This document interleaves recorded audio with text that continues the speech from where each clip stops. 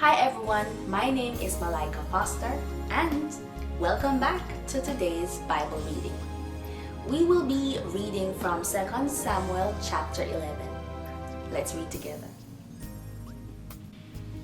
It happened in the spring of the year, at the time when kings go out to battle, that David sent Joab and his servants with him and all Israel, and they destroyed the people of Ammon and besieged Rabbah, but David remained at Jerusalem. Then it happened one evening that David arose from his bed and walked on the roof of the king's house. And from the roof he saw a woman bathing, and the woman was very beautiful to behold. So David sent and inquired about the woman, and someone said, "Is this not Bathsheba, the daughter of Eliam, the wife of Uriah the Hittite?" Then David sent messengers and took her, and she came to him, and he lay with her, for she was cleansed from her impurity, and she returned to her house. And the woman conceived, so she sent and told David and said, "I am with child." Then David sent to Joab, saying, "Send me Uriah the Hittite." And Joab sent Uriah to David. When Uriah had come to him, David asked how Joab was doing, and how the people were doing, and how the war prospered. And David said to Uriah, "Go down to your house and wash your feet."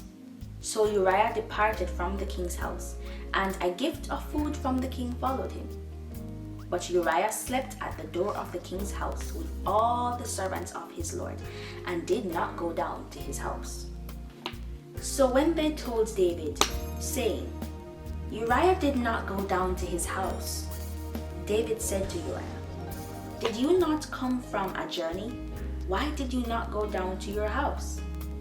And Uriah said to David, "The ark and Israel and Judah are dwelling in tents, and my lord Joab and the servants of my lord are encamped in the open fields. Shall I then go to my house to eat and drink and to lie with my wife? As you live, and as your soul lives, I will not do this thing." Then David said to Uriah, "Wait here today also, and tomorrow I will let you depart." So Uriah remained in Jerusalem that day and the next. Now when David called him, he ate and drank before him, and he made him drunk. And at evening he went out to lie on his bed with the servants of his lord, but he did not go down to his house. In the morning it happened that David wrote a letter to Joab, and sent it by the hand of Uriah. And he wrote in the letter, saying, "Set Uriah in the forefront of the hottest battle, and retreat from him, that he may be struck down and die." So it was while Joab besieged the city that he assigned Uriah to a place where he knew there were valiant men. Then the men of the city came out and fought with Joab, and some of the people of the servants of David fell, and Uriah the Hittite died also. Then Joab sent and told David all the things concerning the war, and charged the messenger, saying, "When you have finished telling the matters of the war to the king, if it happens that the king's wrath rises, and he says to you, 'Why did you approach so near to the city when you fought? Did you not know that they would shoot from the wall?' Who struck Abimelech the son of Jerubbaal?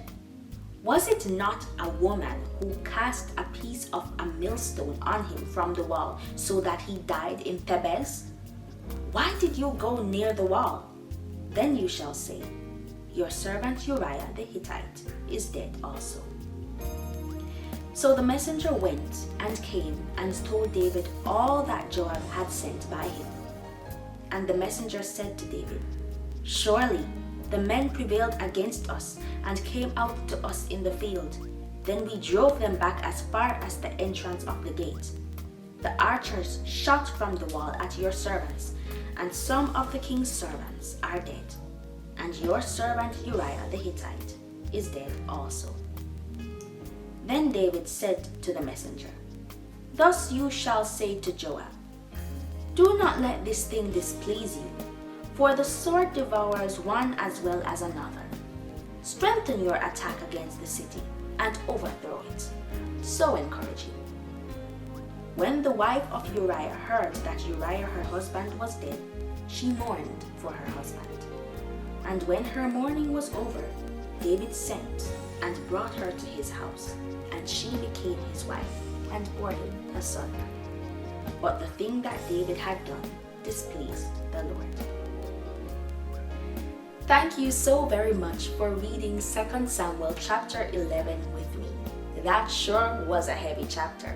In this chapter, we confront many things. We see David committing adultery, we see murder, we see him scheming and lying.